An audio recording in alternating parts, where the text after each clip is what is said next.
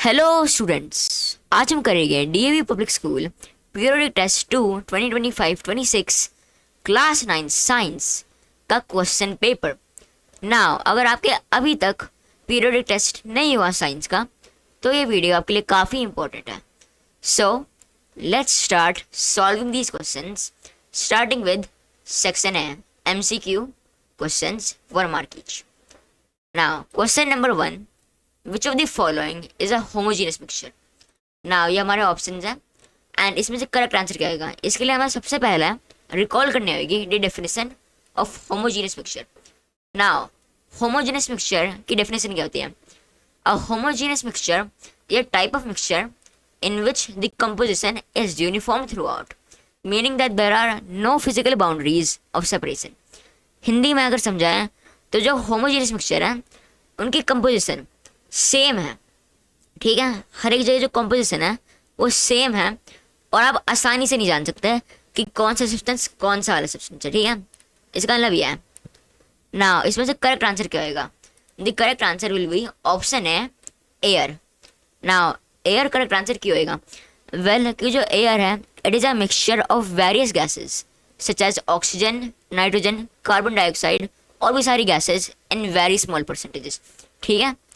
और उसके साथ साथ जो एयर है वो एक होमोजीनियस मिक्सचर इसलिए हो रहा है क्योंकि आप आसानी से नहीं जान सकते हैं कि कौन सा गैस कौन सी वाली है।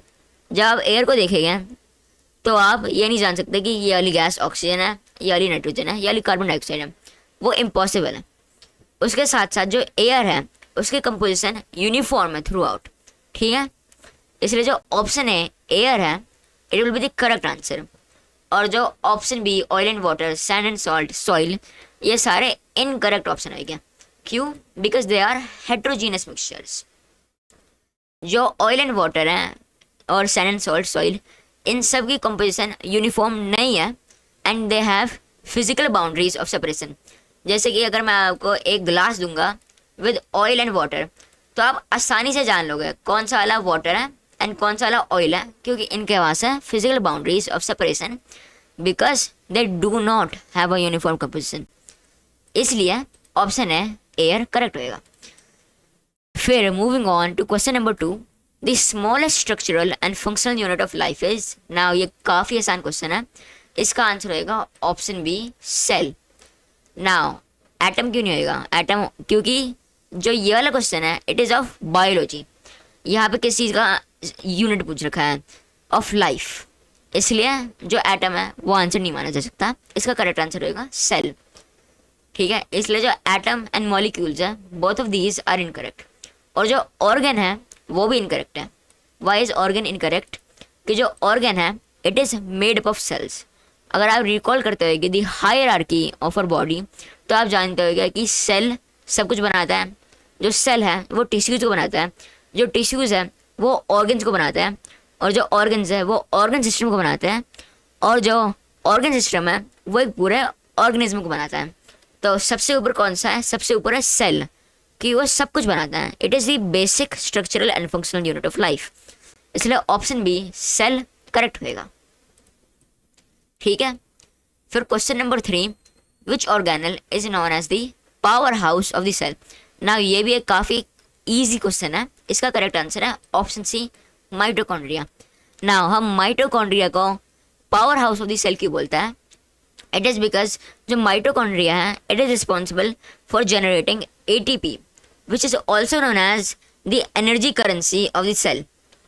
एंड जो ये एटीपी है इससे हमें एनर्जी मिलती है जिससे हम बहुत सारा वर्क, डिफरेंट काइंड ऑफ काम हम कर सकते हैं with the generation of ATP. और क्या चीज़ करता है एटीपी को generate? It is mitochondria. Thus, mitochondria is referred to as the powerhouse of the cell, ठीक है। फिर question number 4, what is the SI unit of velocity? ये भी काफ़ी इजी क्वेश्चन है।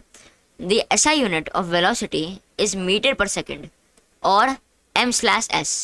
ना मीटर पर सेकेंड क्यों होगा?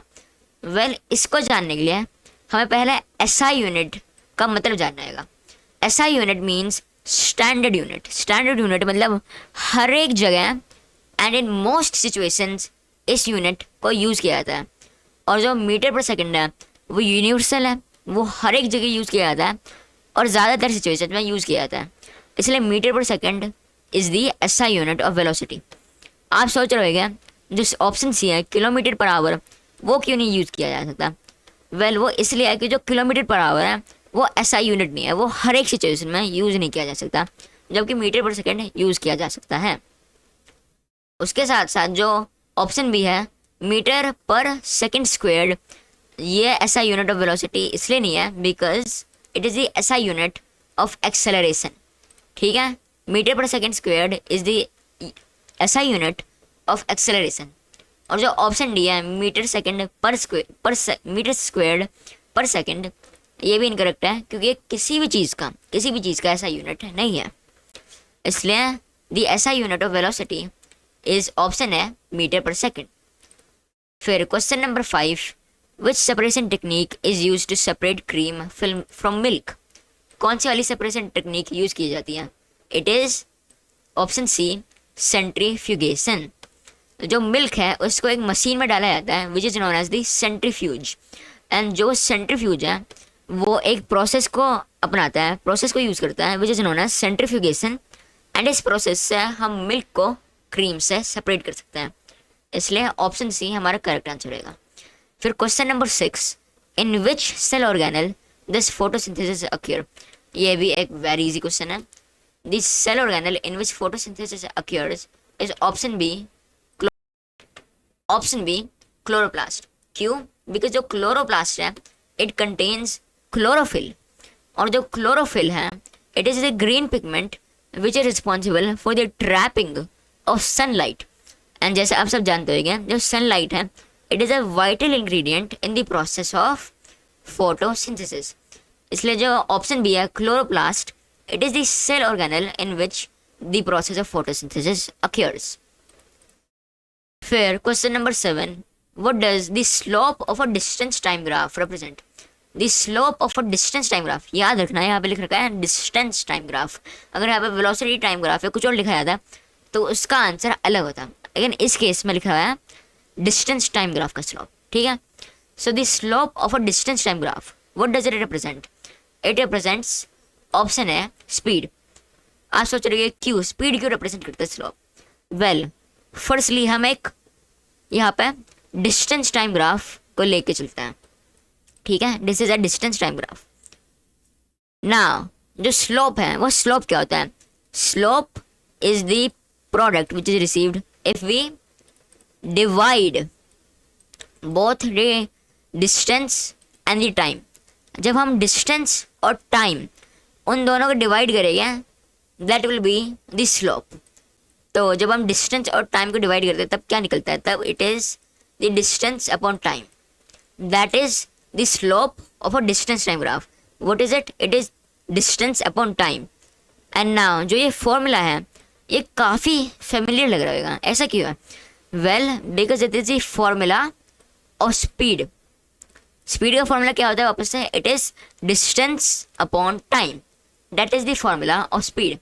ठीक है, इसलिए the slope of a distance time graph is equal to speed. I hope आपने समझ कर लिया होगा, आपको वो समझ आया होगा जो डिस्टेंस टाइम ग्राफ है वो स्पीड के इक्वल क्यों है, slope of distance time graph speed के इक्वल क्यों है। ठीक है, और उसके साथ साथ जो वेलोसिटी है वो करेक्ट आंसर नहीं होएगा। वो क्यों है, उसका रीज़न क्या है? वेल बिकॉज जो वेलोसिटी है उसमें स्पीड के साथ अनलाइक स्पीड जो वेलोसिटी है उसमें हमें डायरेक्शन भी चाहिए होता है। ठीक है, डायरेक्शन उसमें एक नई चीज़ आ जाती है, इसलिए उसको एक वेक्टर क्वांटिटी बोलते हैं। एंड जो वेलोसिटी है उसमें और जो डिस्टेंस टाइम ग्राफ स्लोप है उसमें हम डायरेक्शन नहीं जान सकते। ठीक है, direction is not available in the slope of distance time graph, इसलिए स्पीड करेक्ट आंसर होएगा और वेलोसिटी नहीं। फिर moving on to question number 8, which of the following is a physical change?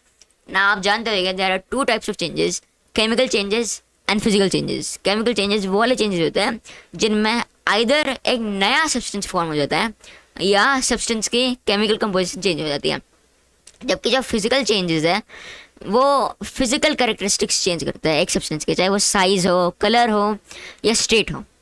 तो इनमें से कौन सा फिजिकल चेंज होगा? It will be the melting of ice. Melting of ice की होगी क्योंकि जो मेल्टिंग ऑफ आइस है वो सेम ही कंपाउंड H2O से बना हुआ है।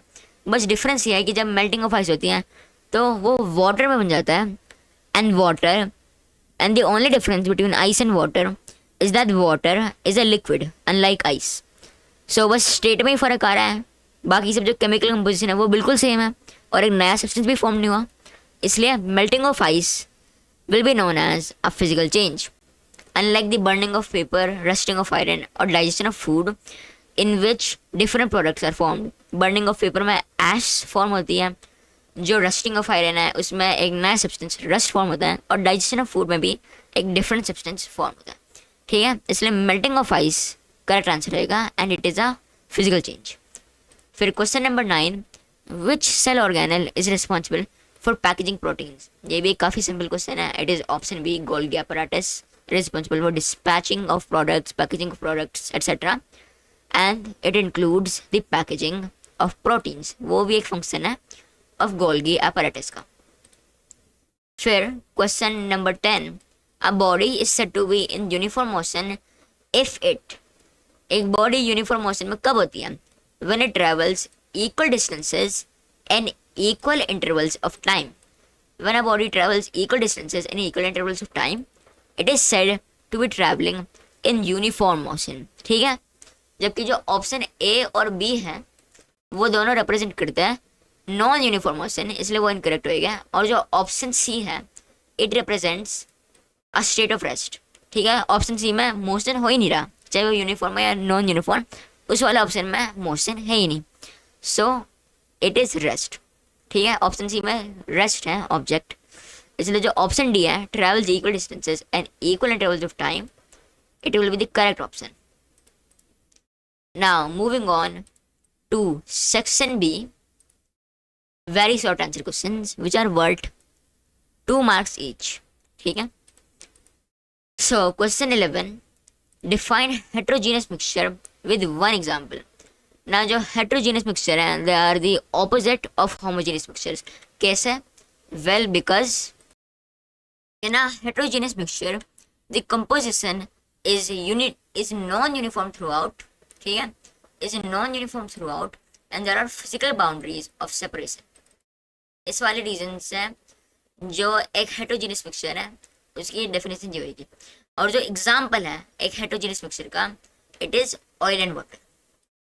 फिर next question, name 2 differences between prokaryotic and eukaryotic cells. नाउ ये भी काफ़ी एक इजी क्वेश्चन है। The 2 differences in prokaryotic and eukaryotic cells are, in a prokaryotic cells there is no nucleus but a nucleoid and they have no membrane bound organelles, whereas eukaryotic cells have nucleus and membrane bound organelles. ये 2 differences हैं, 2 points of differences है between prokaryotic cells and eukaryotic cells. Now इस वाली line का मतलब क्या है? there is no nucleus but a nucleoid. इसका मतलब यह है कि जो prokaryotic cells होते हैं उनमें न्यूक्लियस नहीं होता, लेकिन उनमें एक डिफरेंट चीज़ होती है जिसको हम बोलते हैं न्यूक्लियोइड्स। ठीक है ना, जो ये 2 डिफरेंसेस है आप इनको एक टेबल की फॉर्म में भी रिप्रेजेंट कर सकते हो, लेकिन मैंने इस क्वेश्चन में एक सेंटेंस की फॉर्म में रिप्रेजेंट करके है। बाई से मैं रिकमेंड करता हूँ कि आप इन 2 डिफरेंसेस को एक टेबल की फॉर्म में रिप्रेजेंट कीजिए। ठीक है, इसके साथ साथ और भी सारे डिफरेंसेस होते हैं चीज़ इनके बीच में, जैसे कि prokaryotic cells are more simpler where eukaryotic cells are more complex, या कि जो उनके क्रोमोसोम्स हैं उनके बीच में भी डिफरेंसेस आप दे सकते हो। ठीक है, फिर question number 13, what is acceleration? Right it's SI unit.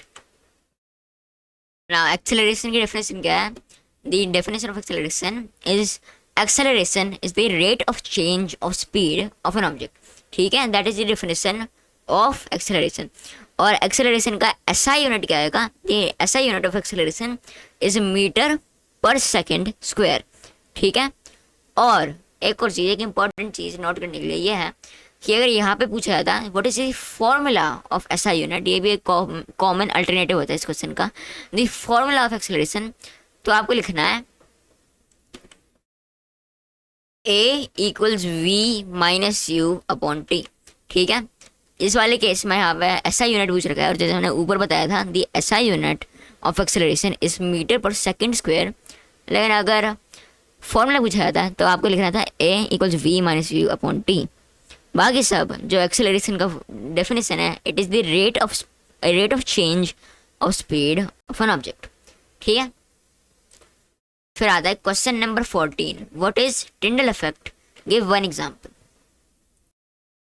Tyndall effect is the scattering of a beam of light after it passes through a colloidal solution, making the path of light visible. हाँ, वापस है, the Tyndall effect is the scattering of a beam of light after it passes through a colloidal solution, making its path visible. Example, passing of light through milk. फिर question number 15, define diffusion, in which type of substance is it faster, solid, liquid और gas. ना इसका answer होएगा diffusion is the movement of particles from a region of high concentration to a region of low concentration. It is highest in what, it is highest in gases. ठीक है, now it is highest in gases, क्यों? Well, it is the highest in gases because gases, the particles of gases have a high kinetic energy, a high amount of kinetic energy and are more spread out.